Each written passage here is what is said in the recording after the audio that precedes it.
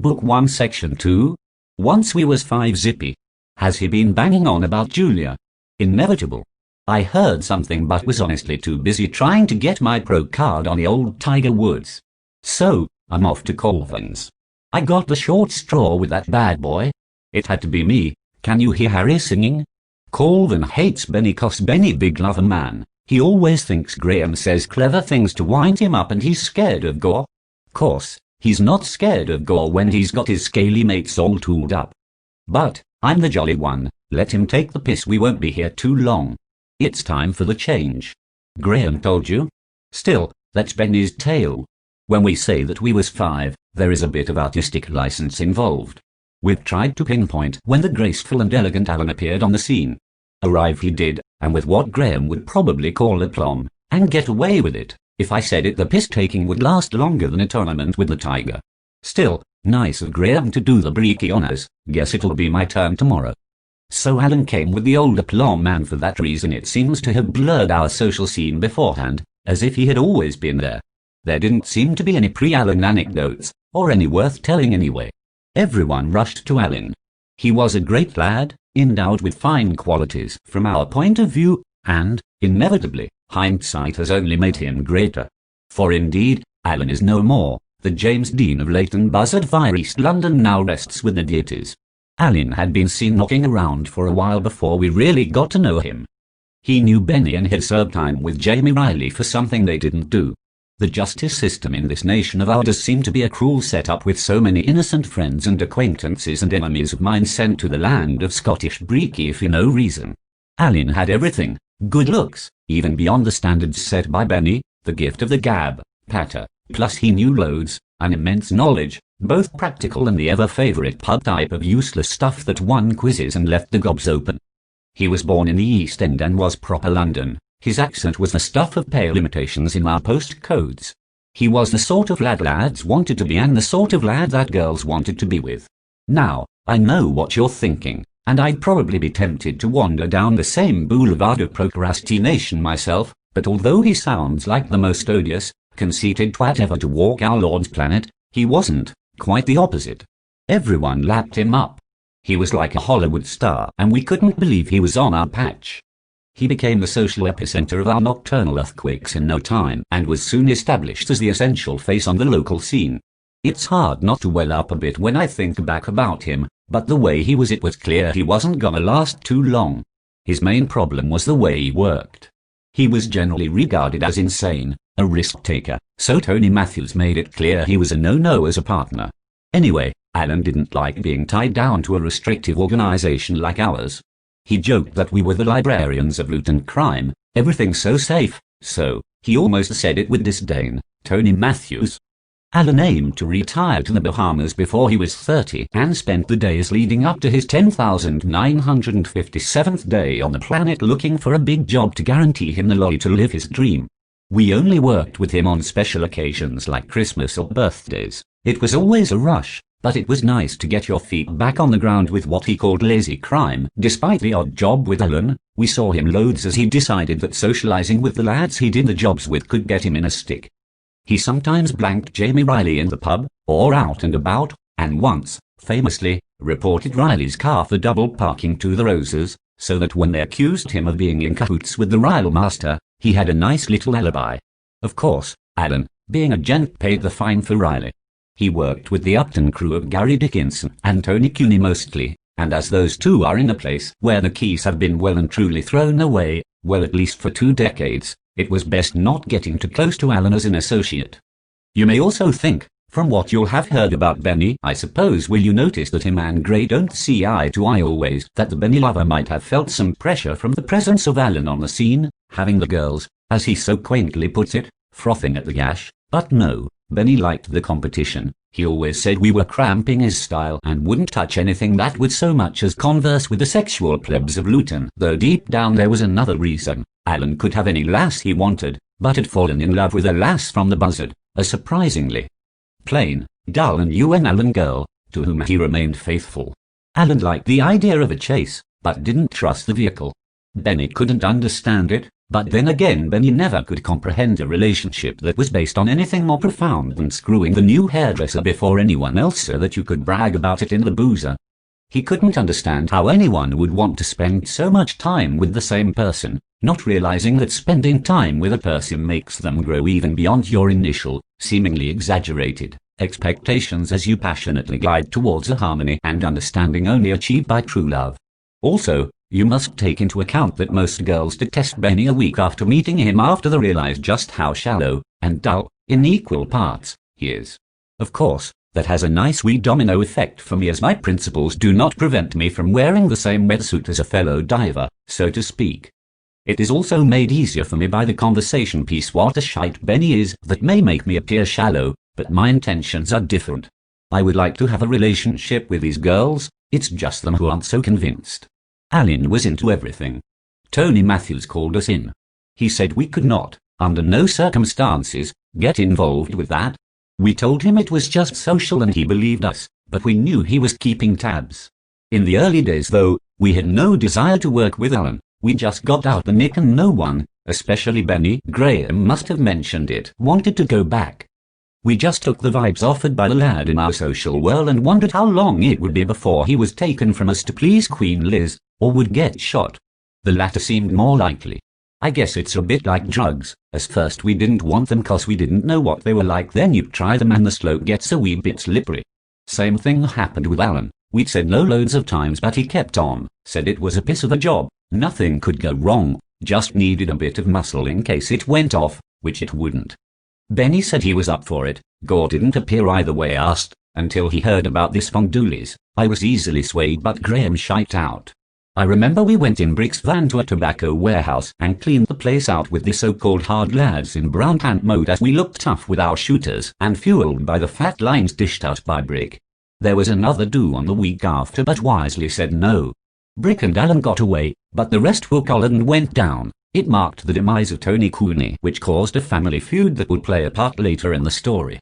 We laughed about the deal with Alan, and enjoyed the $2,000 easily made, but knew Alan's way was not the Matthews method.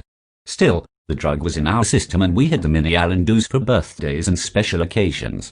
Even Graham got on the vibe. Happy times. Business with Tony Matthews was going so well that we didn't need to worry, but it was becoming routine. For Gray it was 9 to 5, and we had so much cover from the law that the edge had gone. We looked forward to the little outings with Alan for a respite from the mundane routine we had taken over. We were grateful our birthdays fell in February, May, August and October so that we could enjoy an almost even period between events. Alan tried to add his birthday to the list, but, fearing he would probably go for Mrs. Windsor's golden hat, we declined. Don't you always misjudge how long it takes to tell a story? I thought we'd be finished by the time we got to Colvin's, and we're little more than halfway through. Well, I can't stop outside to tell you the rest. I'll take you in with me, so that you can see just how desperate our situation has become. Why the change is so necessary. I apologize beforehand for what may occur inside. Just remember that if we are strong this will be over soon and we can enjoy the change. From the collection of souped-up, pimped vehicles outside the hovel, Ford Escorts that have been given a Frankenstein-style NASCAR overhaul, turning them into a hideous abomination and testament to anti-motoring, his cohorts are in residence.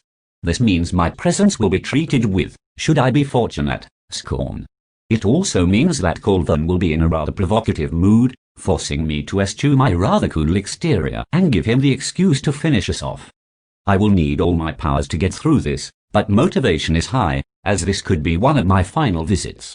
If Colvin is in show-off mood, we will not get ladies' clothing to sell.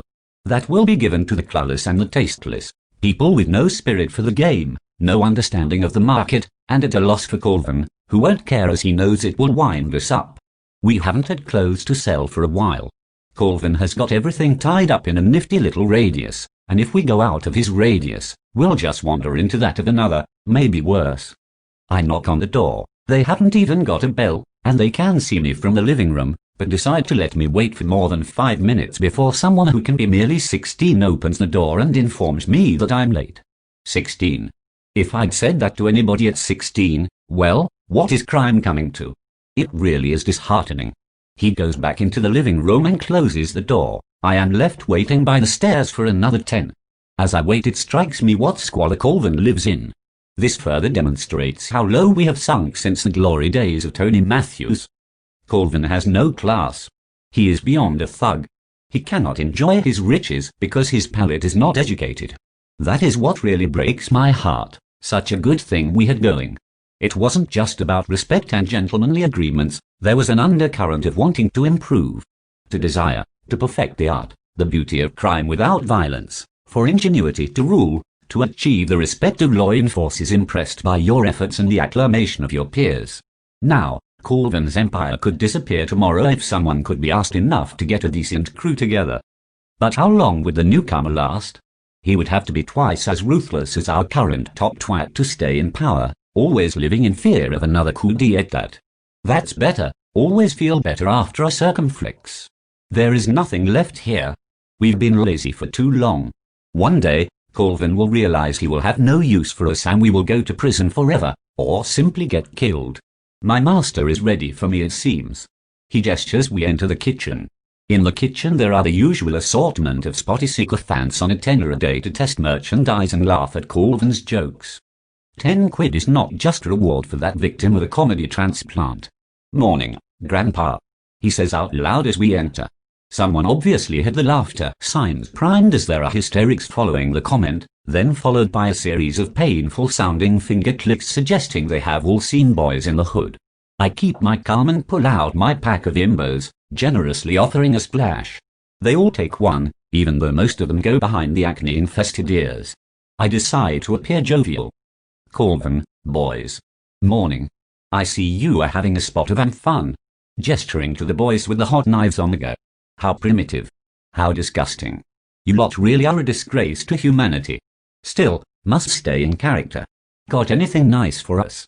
I heard some Armani copies are in town. I ponder a wink, but resist. I don't want to set myself up for too much of a fall. Oh yeah. He begins.